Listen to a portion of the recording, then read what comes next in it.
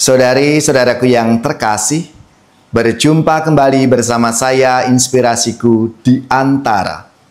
Renungan harian Rabu 18 September, Pekan Biasa ke-24. Semoga kita bersama keluarga dan komunitas kita selalu dalam keadaan baik, sehat, dan tetap bersemangat. Marilah kita mengawali renungan kita dengan tanda kemenangan Kristus. Dalam nama Bapa dan Putra dan Roh Kudus. Amin.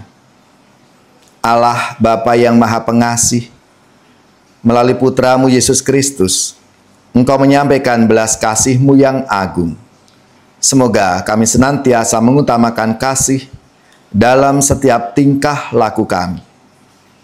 Dengan pengantaraan Yesus Kristus Putramu Tuhan kami, yang bersama dengan Dikau dalam persatuan Roh Kudus, hidup dan berkuasa Allah sepanjang segala masa.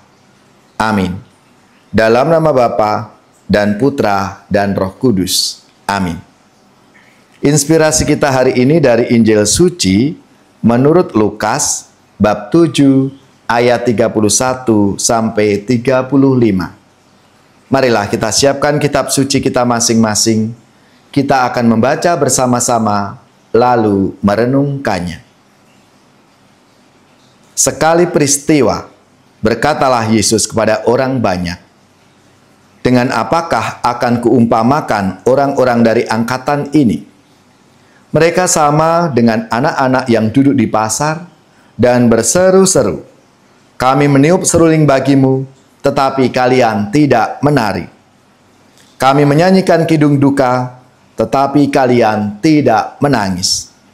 Sebab ketika Yohanes Pembaptis datang dan ia tidak makan roti dan tidak minum anggur, kalian berkata, 'Ia kerasukan setan.'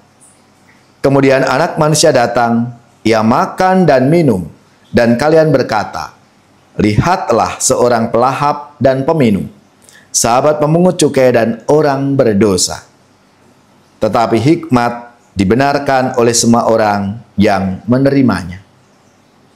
Demikianlah sabda Tuhan. Terpujilah Kristus.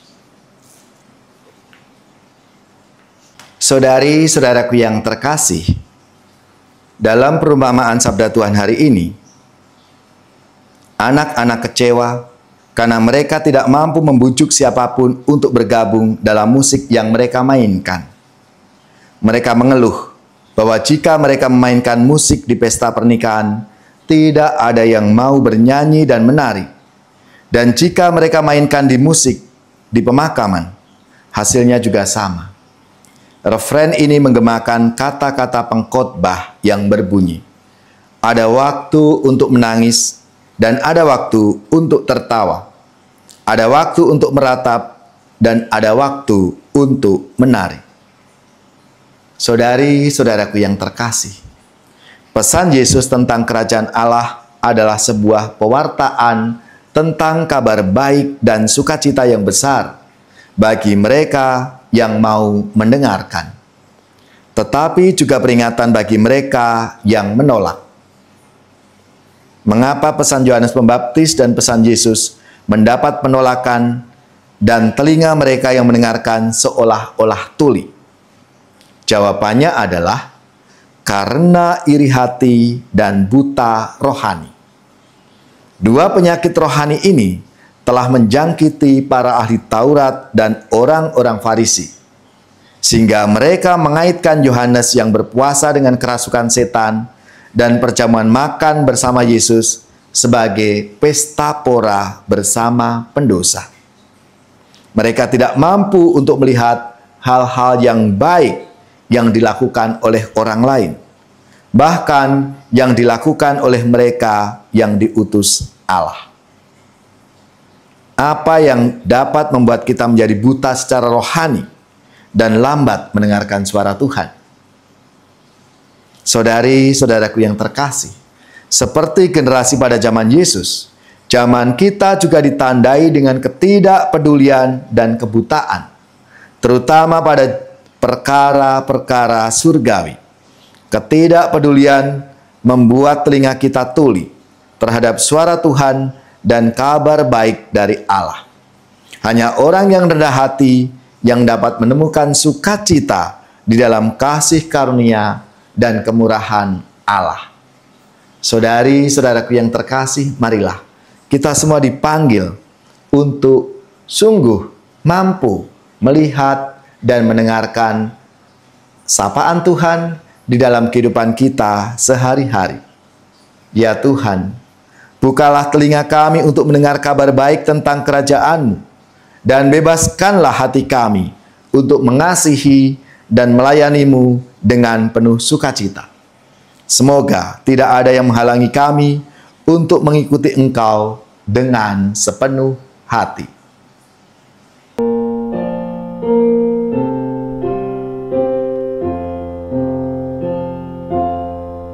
Siapa yang berpegang pada sabda Tuhan dan setia mematuhinya, hidupnya mulia dalam cahaya baka, bersekutu dengan Tuhannya.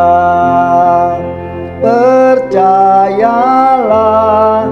dan pegang sabdanya, hidupmu dalam Yesus sungguh bahagia. Bila kita sedih, hidup kita pedih, Tuhan pun berperan dalamnya. Ia selalu dekat dan menjamin berkat bagi yang berpegang padanya.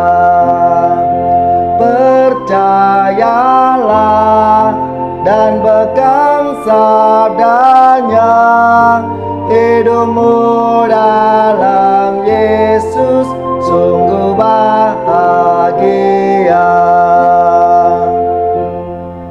Kasih-Nya yang kekal takkan kita kenal sebelum padanya berserah. Hidup bahagia disediakannya bagi yang berpegang padanya.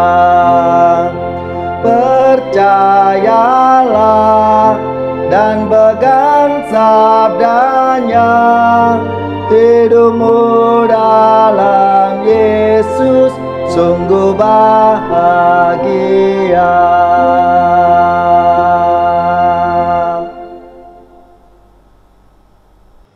Saudari-saudaraku yang terkasih, marilah kita mengakhiri renungan kita hari ini dengan mohon berkat Tuhan, dan kita akan menerima tugas perutusan. Semoga saudari-saudara sekalian, keluarga-keluarga dan komunitas kita, orang-orang yang kita doakan, mereka yang sakit, yang menderita, seluruh tugas, belajar, pekerjaan, usaha, serta karya pelayanan kita, dibimbing, dilindungi dan diberkati oleh Allah yang Maha Kuasa, Bapa dan Putra dan Roh Kudus. Amin.